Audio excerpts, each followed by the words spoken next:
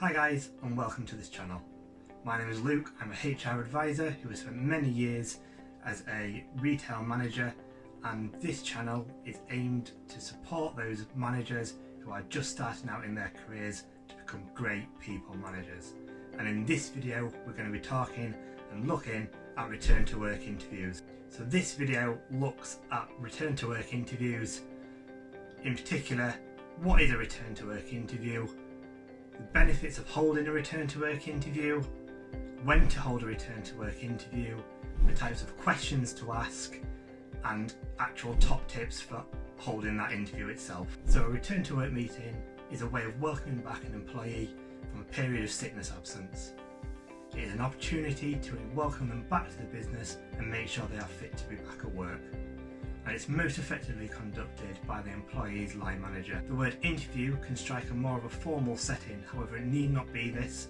It's probably more accurately described as an informal conversation between the employee's line manager and the employee, and is held somewhere that is private. So I know that a lot of managers view return to work interviews as a mere tick the box exercise, and this adds no real value. However, there can be quite a lot of benefits of completing a return to work interview, and if you do it properly, the three kind of main benefits is that it helps support and reduce the absence rates within the company.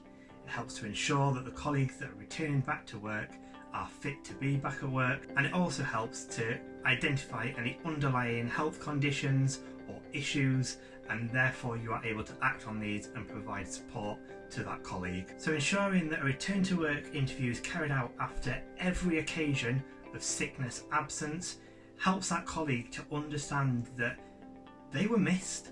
They were missed at work, their presence at work was noticed, people noticed that they wasn't there, and that helps them to feel that though they are contributing to the company and to the business, and also should help deter them from taking any time off that isn't for genuine reasons. It's also important to make sure that they are fit to return back to work.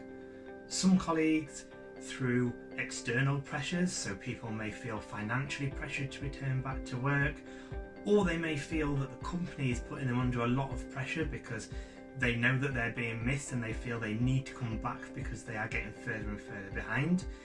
That actually puts more strain on them, and by coming back before they are ready to return can mean that they have increased sickness further down the line, or potentially, and the worst case scenario is that further down the line their health conditions deteriorate, and then they try and say that it was the company's fault. The company brought me back to work before I was ready.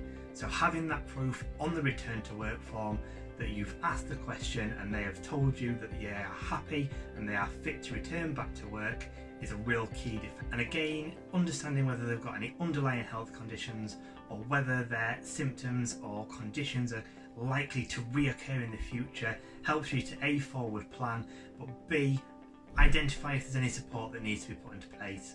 Sometimes these are very simple things, such as if people are at a desk for large periods of time, certain conditions mean that they need to just get up and have a little walk around every so often. That's quite an easy thing to accommodate. Other things will be a lot more invasive for the company to be able to put into place and may need to be looked at in a more formal setting through a capability process. But it all starts with that initial return to work meeting. If that's not carried out, then you don't know that these underlying health conditions exist. So it's important that a return to work meeting is conducted on the employee's first shift back to the business. And really, best practice is it wants to be at the start of that shift, because of the reasons we've talked about, to make sure that they are fit to continue, they make sure they are fit to be returning back to work. Again, it should be held by the employee's line manager, because they are the ones who have hand-to-hand dealing with them on a daily basis, and also shows that their absence from work was noticed and was missed. I think it's really important that that is built in, and that line managers really do understand that that should be a priority task for them and is part of their people management responsibilities. Now, there is no set time limit that it has to be done. I appreciate that sometimes circumstances can dictate that it will be done at a later date, maybe their next shift, but you've got to remember that the further down the line it goes, we're getting the third, fourth, fifth shift, second, third, fourth week back, the less relevant that document will be, the less impact it will have, the less meaning it will have for that employee. So it is something that needs to be done with haste. It's also important to understand and think about as well that you're treating your staff fairly and consistently. So if you've got one member of your team, that you make sure that you do their return to work at the start of their first shift back to work, whereas other members of team, you leave that for 3, 4, 5 days after they've returned, and people may believe that they've been treated unfairly and may question that you come and ask me on my first shift back to discuss my absence, but with other people you leave that a few days. Do you trust them more than you trust me, or vice versa? The other person always is, you always make time for that other person to come and spend some time straight after they return back to work, so that you can understand their issues. Whereas for me, am I not important enough? You always leave mine 3, 4, 5 days later. So it's important that we treat people fairly and consistently. So when we look at the types of questions that are asked in a return to work interview, most companies will have a return to work form, sort of a set script where they have their questions already pre-populated and you just need to ask and note down the answers. That's a really good way of doing things, because you've got a record then of what you've asked, what the responses are for later on. And also it's important, like we just mentioned, to make sure that you treat everyone fairly and consistently.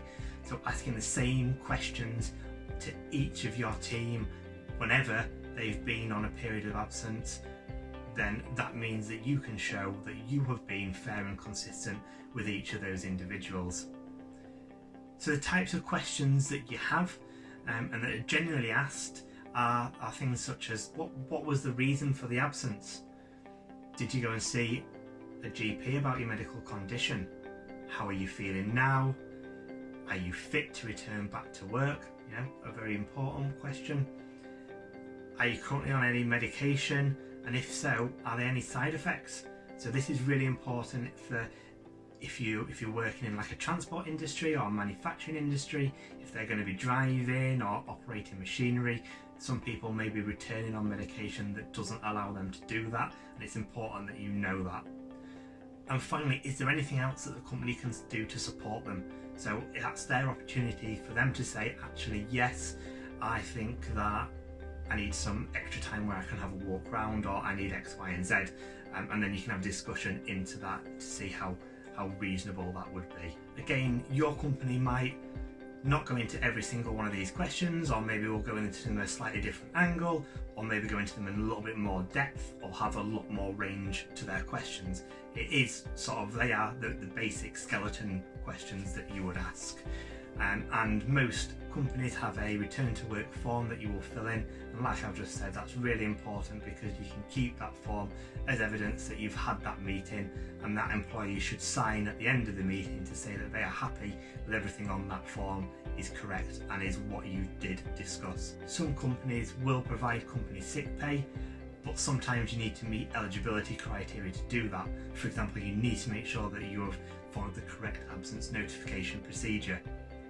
So this is a good opportunity to discuss pay for the absence, whether they will be getting company sick pay, whether they won't be getting company sick pay, whether they'll be getting statutory sick pay, whatever it is that your company does. It's important that you discuss this with them at this point. It's also a good opportunity to discuss any triggers.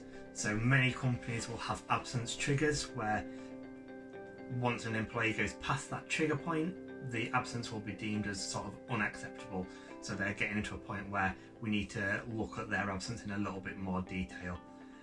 The majority of companies that I've kind of seen and worked for are usually 3 occasions or more within a 26 rolling week period. And so on each occasion that you do a return to work form with somebody, it's important that you let them know where they are and whereabouts they are in terms of hitting those triggers. And if they have hit those triggers, what will be the next step? Are we going to conduct an investigation into the reasons for the absence? Will they go to an absence stage 1 meeting? It's something that you need to have a look into your own absence policies to understand what would be the next step for that employee. And if you do benefit from a HR team, then it's something that you can ask them if you are still unsure. So to kind of summarise then, there's a few sort of top tips that I would have for conducting a return to work meeting or return to work interview. So first of all is looking at location. Make sure it's somewhere private. You are there to discuss somebody's health and reasons why they've been absent from work. They could be quite sensitive, so that's important that it's done away from the sales floor, shop floor, wherever it is, away from the main office. Also, it can help for people to open up if they're not coming to your office directly. Maybe try and meet in a more neutral location. So if you've got meeting rooms, for example, it's probably better to go and meet your colleague in a meeting room rather than having them come to your office, because there's already kind of a bit of a stigma about going to the boss's office, for example. Also, and I've talked about it throughout the video, is just be consistent. So just to, it's really important that you make sure that you are consistently doing the same things with every single member of your team, that you're treating nobody differently. Again, like I've just said, health is very, very personal, and you need to be able to prove that you have acted consistently with every member of your team. So that is the location that you choose, when you do it, the questions you ask, the form that you fill in, all that kind of thing needs to be as consistent as possible. At these meetings, it's about looking at their absence and welcoming them back, finding out and making sure they are fit to return to work. So this is not the opportunity to challenge those people into the validity of their reasons that they've been off. You can sort of ask and say, look, I've noticed that you've been taking Fridays that we get paid off. Is there a reason for that? However, if you don't believe that they were genuinely sick, this is not the time to say to them, I do not believe that you were ill. If you've got evidence that supports that fact and that feeling, then do the return to work in the normal way, and then if your evidence is strong enough, then pop it to them in an investigation meeting, and that's the opportunity for you then to kind of discuss the evidence that you've got and why you don't believe that their sickness was in fact genuine. And lastly, it's really important that you store the forms or anything like that safely and securely. Different companies will have the different things that they require you to do with those forms. You may need to send them off to your HR department, you may need to keep an internal record, but whatever you do with them, you need to make sure that you are storing them safely, so that's somewhere that's locked and that's got limited access to that. So in essence, nobody who shouldn't see that information has the ability to see that information. And that's it. Thank you ever so much for spending your time watching this video, and if you liked it or thought that you've got something out of it, please like and subscribe to see more videos aimed at line managers, providing them with some skills to really help them with their people management abilities. Take care.